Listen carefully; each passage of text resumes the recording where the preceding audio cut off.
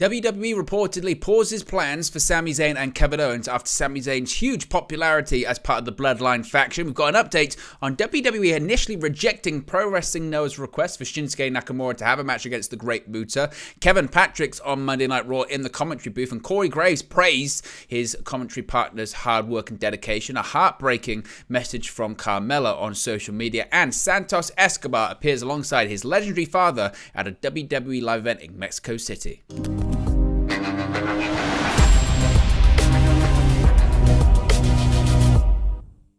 Hey guys, welcome back to Wrestling News 365. Hope everyone is doing very well. Happy Halloween, and as always, there are plenty of news stories to get into in the world of WWE. So let's start off talking about Sami Zayn and possible plans for him and Kevin Owens that have been shelved due to Sami Zayn having the most popularity he's probably ever had in his pro wrestling career. Of course, for the last several weeks, Sami Zayn has suddenly become one of WWE's most, if not the most popular star due to his involvement in the Bloodline. The story of Zayn working his way into the good graces of undisputed WWE Universal Champion and Tribal Chief Roman Reigns, much to the dismay of Reigns' cousin Jey Uso, has been well received by fans and critics alike, and the audience reactions to Zayn are seemingly getting louder and louder and louder. And while this is probably the most prominent Zayn has been in WWE since arriving on the main roster, it's also reportedly come at the temporary expense of his longtime friend Kevin Owens. WWE had seemingly been planting the seeds for Zayn to reunite with Owens, who had been warning him about getting involved with the Bloodline. Owens, however, hasn't been seen on WWE television much as of late, and Twitter insider WrestleVote, speaking to Give Me Sport, is reporting that Zayn's spiking popularity due to his work with the Bloodline has put plans for Owens on standby for the time being. Quote, he was pegged to get involved with Sami and the Bloodline, but that's white hot right now, WrestleVote said. Those plans, from what I've been told, are definitely pushed back, but they're not off because the plan is for Kevin Owens to be with Sami Zayn. It seems WWE feels they've caught lightning in a bottle when it comes to Zayn, but there's still hope for those who had been looking forward to the rekindling of the friendship between Owens and Zayn. Quote, whatever they had plans for Kevin Owens is totally on pause because of this stuff with Sami doesn't come around that often, WrestleVote said. This was supposed to be a little 3-week, 4-week comedy deal, and it's getting big. Of course, Owens most recently appeared on the October 18 episode of NXT on the USA Network, hosting the KO show ahead of the Halloween Havoc Premium Live event. I kind of touched on this before, and I didn't know creative plans. You know me, I'm not a scoopster. I don't come on here and try and give you exclusive news or anything like that. I just try and find the stories across the web, find the stories across social media, and give you my thoughts, my perception on it, and my opinion on it. And from what I could see, just being a fan of wrestling and, you know, WWE for a longer period of time, especially those segments with Sami Zayn bumping into Kevin Owens backstage and Kevin Owens confronting Sami Zayn, I believe it was on Raw, an early episode of Raw under the Triple H regime. I felt like the plan was to have Kevin Owens and Sami Zayn reunite, and they were going to be the ones to probably take the undisputed WWE Tag Team Championships off the Usos. I felt like that was the plan, to have Owens and Zayn reunite as a tag team. They would then feud with the Usos for the championships, possibly take the titles off them and try and break up part of the Bloodline from within. I felt like that was the direction they were going in. But as the report mentions, and as WrestleVotes mentions, if something's working, you have to go with it. You can't, that is pro wrestling, and we have criticized WWE so much, particularly under the Vince McMahon regime, for a company that goes week to week. They don't go week to week in terms of listening to the audience and giving the audience what they want. They went week to week because Vince McMahon didn't know what he wanted the creative direction to be, and what he wanted to do with certain talent. And frankly, it felt like he would forget after a couple of weeks what he had done with the talents weeks prior or months prior. So he would go, oh, it'd be great if these two feuded with each other. And they would say, well, didn't they just feud with each other previously? Did they? Oh, that's very odd. I can't recall that. Not to say senile or anything like that, but that's kind of the reports you would hear. And we've criticized WWE for not being agile when it comes to adjusting and when it comes to changing their plans, when it comes to storylines. So it's refreshing for them to do that. If they'd have pulled the trigger and just gone with Zayn and Owens after a few weeks, you'd have said, well, you left so much money on the table. And now you get to the point with Zayn and with the Bloodline. Like I said, it's one of the most popular acts on the shows. I mean, certainly the Bloodline is the biggest money-drawing faction in WWE. It's the biggest money-drawing act in WWE right now because Roman Reigns is attached to it. And as I mentioned, Roman Reigns is the biggest drawing money act at the moment. Of course, you've got people like Bray Wyatt who are going to make a lot of money for WWE too. But you've got the Bloodline that are doing fantastic stuff.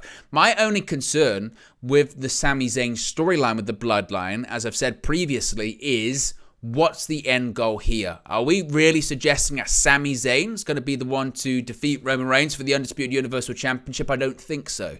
I think the end goal is Sami Zayn facing Roman Reigns for the Undisputed WWE Universal Championship, but I don't think he's going to be that guy to finally defeat Roman Reigns. I mean, anything is possible, I suppose. Look, Sami Zayn could get over to the point where WWE is forced with no option. The difficulty will become, you know, because the reason this is getting over, this is funny. And it is funny. It's good comedy. I don't subscribe to the theory that people say funny doesn't draw money, because that's BS. Because The Rock is one of, if not the biggest money-drawing act in WWE history, and he was funny, and people liked him because he was funny. He got over as a heel because he was entertaining and he was funny. Funny does draw money. It's the ability to pivot from being funny to being serious when it really matters. And I do think Sami Zayn's capable of that, because in those moments, I think a real tester of it was a few weeks ago on SmackDown when Sami Zayn was given the honorary Uce t-shirt, when Roman Reigns said, you know, take that t-shirt off. And the crowd sympathized with Sami, and you felt bad for him. And he portrayed this look of just, you know, he was horrified and he was distraught and he felt sad. And then they switched it around, and, you know, you got the big pop from the crowd when he was named the honorary Uce. So I suppose what you could do is Sami Zayn can certainly have a match and a feud with Roman Reigns. I just don't know if WWE is going to go into that direction and really make him the guy. I still think the person to defeat Roman Reigns for the Universal Championship, because we've got to remember as well, they've got to split the championships too. Maybe we see a situation where Sami Zayn wins the WWE Championship. That's a possibility. But then he'd have to defeat Roman Reigns, and Roman Reigns being defeated, that's a big honor, because Roman Reigns hasn't lost a match since something like December 2019, or been pinned since December 2019. It's astronomical. He's been so protected, and rightfully so. But it's almost to the point of like the streak in The Undertaker. The person that beats him, and there will be someone, it has to be the right person. And I think a lot of speculation was previously it might be Cody Rhodes to defeat him for certainly the WWE Championship, or, you know, it might have, some people were saying maybe now Bray Wyatt. Now Bray Wyatt's back. There have been rumors about Bray Wyatt versus Roman Reigns for WrestleMania, which I'm not sure was the right move for them to go in, but the two biggest money-drawing acts in WWE right now. And certainly Sami Zayn, the popularity, I just don't know if, again, that would be the right direction for them to go in. So it's difficult. And then, again, that's my dilemma in this one. What is the desired outcome? I think the outcome is Zayn versus Reigns. And I think the direction that the storyline's going to go in is that, you know, you saw Zayn really happy that he could be called Sami Uso. And maybe it's a situation whereby, you know, eventually Jey Uso gets kicked out of the group for Zayn, but eventually, but then the problem is if Zayn sort of connives to get Jey Uso out of the group, then that's kind of heelish tactics. So again, I don't know. Certainly the way that Zayn's being portrayed right now is he's not being portrayed as a heel, really. Yeah, he's doing some bad things with the group, but he's the babyface in this. Everyone likes Sami Zayn. Everyone's rooting for Sami Zayn. So eventually he has to do something that pisses Roman Reigns off so much, or eventually Roman Reigns decides he's had enough of him. I don't know. But, you know, Sami Zayn has to still act how he's acting, and that's as a babyface, and they need to find the direction they want to go in. Certainly, as I mentioned, because they've paused these plans for Kevin Owens and Sami Zayn, it would imply they're still trying to figure out really where this storyline is going to go. And let me know in the comment section below, where do you think this is going to go? Where did they go with the Sami Zayn storyline? Because like I said, it's a really interesting one, certainly. Shinsuke Nakamura, of course, is heading back to his native Japan on New Year's Day of next year. And he's going to be facing off against none other than legendary wrestler, the Great Muta. And we've got some details on past negotiations regarding WWE superstar Shinsuke Nakamura's upcoming Pro Wrestling Noah appearance, which have now been revealed. Of course, Nakamura will face the Great Muta at Pro Wrestling Noah's The New Year event on January 1st, 2023. Speaking with Tokyo Sports, Nakamura described the match as a, quote, real forbidden door, but one that it appears they did have to try, or certainly Nakamura tried to open before. When the Great Muta appeared at the Cyberfest Festival on June 12, 2022, he announced his plans to retire from the ring, with plans for five matches as part of his retirement tour. One of those matches, it transpires, was always planned to be the Great Muta versus Shinsuke Nakamura. revealing that there were initial disagreements regarding the bout. Tokyo Sports noted, quote, Noah listed Nakamura as an opponent for Muto once he decided to embark on his retirement tour in June. There were reportedly initial disagreements, but Noah negotiated with the new WWE regime, Triple H, Stephanie McMahon, and Nick Khan, after Vince McMahon retired on July 22nd. Whilst there were no details as to the nature of the disagreement, it was enough to bring the discussions to a halt and derail the plans that would have led up to the Great Muta's final bye-bye at Yokohama Arena on January 2nd, 2023. Of course, an event and seemingly a match that AEW wrestler Sting is also going to be a part of. And to be honest, it shouldn't come as much of a surprise that the Vince McMahon regime didn't want to participate and acquiesce to demands or requests, rather, not demands, requests from other companies. And a lot of people have said, once this Shinsuke Nakamura announcement was made, that this is the real first sign, well, there's been several signs of difference, I suppose, with the new regime to the old regime, but previously Vince McMahon, whilst he has, on a very, very, very rare occasion, let his talents work elsewhere while being under contract. I think Bob Backlund had a couple of matches under contract whilst he was under WWE contract in Japan, and I think Vader had a couple too. And yes, there have been the odd occasional sort of memorial show, retirement show that WWE stars were permitted to wrestle in. It was very, very rare, and it was on a case-by-case basis. And I'm sure that will be the case. We're not going to see multiple WWE superstars working indie dates or anything like that. But this is a special case, and it's a special scenario. The Great Muta, one of the greatest Japanese wrestling talents of all time, one of the great pro wrestling talents of all time, and Shinsuke Nakamura, of course, revered in Japan, of course, made his name really in New Japan Pro Wrestling, but I'm sure once Shinsuke Nakamura heard of this, he did his best and tried everything to make it happen. It was only Vince McMahon and the old regime standing in the way, and as I said about before, you look at someone like Nakamura, what's he really doing on television at the moment? Not all that much. He's not in any one big particular feud. He appeared on NXT a couple of weeks ago. This past Friday, he teamed up with Hit Row, as I mentioned. Shinsuke plus Hit Row equals Shit Row, not in a derogatory way. That just merged them together. That's what happens. So why not? It's not as if you've got any major plans for him. It's not as if he needs to be in the United States on New Year's Day. Day one isn't even a thing either, so you can't even use that as an excuse. He's not needed for anything massive. This is far bigger and far more important. This takes precedent to his bookings than anything he'd be doing in WWE during that time. So I'm glad that WWE have allowed him to do it, and like I said, the new regime has new ideas, clearly. Kevin Patrick is the new play-by-play man for Monday Night Raw, and a colleague of his, Corey Graves, has praised Kevin Patrick for his hard work and dedication. Obviously, Patrick, as I mentioned, has been doing the commentary for Monday Night Raw. And as part of the recent announcement that Patrick would be Graves' new co-host on the After the Bell podcast, Graves told Sports Illustrated about all the work that Patrick has been putting in. Graves said, quote, Kevin has an incredible work ethic that he's earned a lot of respect from a lot of people within WWE, myself included. He doesn't come from the wrestling world, but he is doing everything in his ability to learn and embrace every aspect of this crazy industry. It's going to take time, but he has the desire to learn. He types up these critiques after every Raw to get better.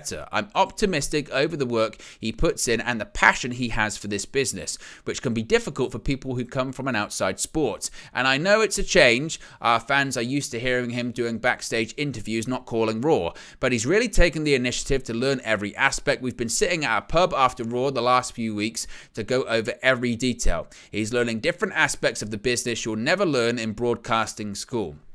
Now, it must be said, I know we're only a couple of weeks in to Kevin Patrick calling Monday Night Raw. I really have my doubts, though. And look, I understand everyone's horrible when they start. I don't think this is a role that Kevin Patrick's ready for at this point. I think that I really noticed it last week.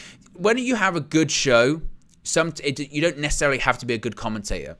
I think, for instance, season premiere of Monday Night Raw, you're not really paying too much attention to the commentary. There was great matches, great moments, and it didn't really matter. Last week, Raw wasn't very good. It was a pretty dull show, and it was pretty boring, and sometimes that's where you really need a good commentary team or good commentary duo. Doesn't necessarily make the show a lot better, but it helps. At least it's entertaining to listen to, and it really helps some of the matches, or, again, just entertains you and keeps your attention through the show. And I felt, particularly last week, I really started to notice it. Again, I maybe gave him the benefit of the doubt the first couple of weeks, but I thought Kevin Patrick was, quiet. He's got the golf chatter going on. I hate to use the term boring, because I just don't like. I don't think anyone's boring, but the voice was somewhat dull, and the inflection in what he was saying wasn't there, and it just, when he's interacting with other people, he felt awkward, or he was trying to be too nice. I just don't think it's working. I really don't, especially with what we had before. You had someone like Jimmy Smith, who I thought came in right away and did really, really well. And again, had passion in his voice, had inflection in his voice, and had personality in his voice as well. And he had a good personality that he brought to the table. Of course, I think Tom Phillips, in terms of recent Raw broadcasters, has been the best. I think Tom Phillips was fantastic. I still don't understand to this day why they decided to let him go. I thought he was excellent, and I still think he does a good job for Impact Wrestling. I think actually that announced team of Tom Phillips, Byron Saxton, and Samoa Joe was excellent, especially through the pandemic and that Thunderdome era. So that was certainly a shame to see that team broken up. So look, I know it's early, and people can improve and people can get better. And Michael Cole, as I mentioned, for a guy that's been criticized for years, it took him quite a while to get better. When he first started, he wasn't very good and that's during the Attitude Era, when you've got Jim Ross at his peak, really. And that was challenging for him. But even so, he's fantastic today, and he doesn't have Vince McMahon barking in his ear. I'm not sure that Kevin Patrick is the guy, and he might eventually be, but I don't think he should be in that role right now. I think you've got quality broadcasters on the free agents list. I think you've got Tom Phillips. I think you've got Mauro Ranallo. I know he wasn't keen on the traveling for WWE. I don't know if he could be brought back. Triple H is in charge, so anything's possible, I guess. Jimmy Smith, clearly, they don't want to go with, because Triple H made the call to cut him from the company. So I don't know. Again, Raw's, whilst it's not the A show anymore, SmackDown is. It's still the flagship of WWE, and that's big shoes to step into for Kevin Patrick. And I'm not sure, as I mentioned, he's that guy for that role. And I don't think, even though Corey Graves is a good broadcaster and obviously very experienced at this stage in his career, I'm just not sure, again, that Kevin Patrick is that guy. But we'll have to wait and see. On to some sadder news here. Carmella has shared a real heartbreaking story on social media, on her Instagram page.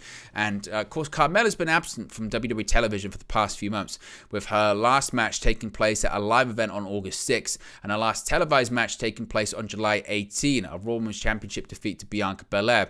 Fans were beginning to wonder when Carmella would return to television following her absence, and she now has spoken about her disappearance from television.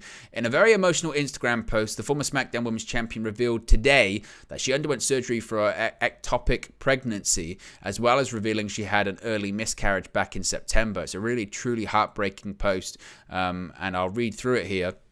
I've gone back and forth with myself posting this because I'm not looking for any sort of sympathy, but since today is the last day of Infant Loss Awareness Month, I wanted to share my story. Today, I was treated for an ectopic pregnancy. I never thought something like this would happen to me, especially after suffering from an early miscarriage in September. Nothing can prepare you for this news after getting a positive pregnancy test. I was cautiously optimistic this time around after the early loss I had already experienced, but I was hoping for the best. I spent 12 hours in the ER on Saturday when I started experiencing some sharp pains on my left side. After several tests and ultrasounds, I was given the devastating news that this was in fact an abnormal pregnancy. The reason I'm sharing all of this is because in the moment it feels so isolating. Why doesn't anyone ever talk about this? My husband and I watched Elias' new comedy special last week, and she spoke openly about her miscarriage.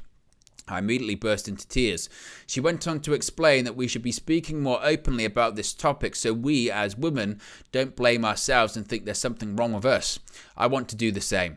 I'm part of this statistic and it's happening to me. Again, I'm not looking for sympathy. I know I'll eventually recover from all of this mentally, physically, and emotionally. For anyone dealing with any type of pregnancy loss, I want you to know your feelings and emotions are valid. There is nothing wrong with you and you are not alone. And again, it was absolutely heartbreaking to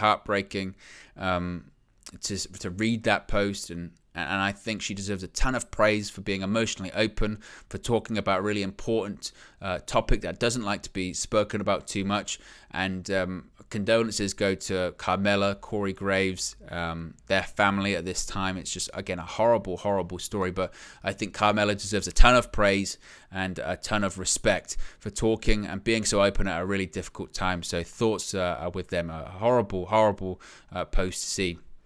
Finally, Santos Escobar appeared with his legendary father in a recent WWE live event. El Fantasma, the legendary father of Santos Escobar, made an appearance during the October 30 WWE live event in Mexico City. El Fantasma accompanied Escobar to the ring for his match against Dolph Ziggler. WWE has shared a video of El Fantasma embracing his son with the caption "Familia." Santos Escobar has paid homage to his legendary father throughout his wrestling career, previously competing under the name El Hijo del Fantasma, which translates to the son of El Fantasma. Escobar currently leads the Legado del Fantasma faction with Cruz del Toro, Joaquin Wilde, and Zelina Vega as well. So there you go. Excellent video to see. I'd recommend you go and see it on social media. But there you go, guys. That's the latest WWE news for you. Be sure to smash a like on the like button. Be sure to subscribe bottom right hand corner. Let me know your thoughts on today's WWE news stories in the comment section below, and I'll speak to you again very, very soon. Hey guys, thank you for watching, listening, streaming, or however you come across this video today. Be sure to click on the video on the right there to watch our next video, or click the bottom there to subscribe, or the bottom right hand corner. Thank you very much, and I'll speak to you again very soon.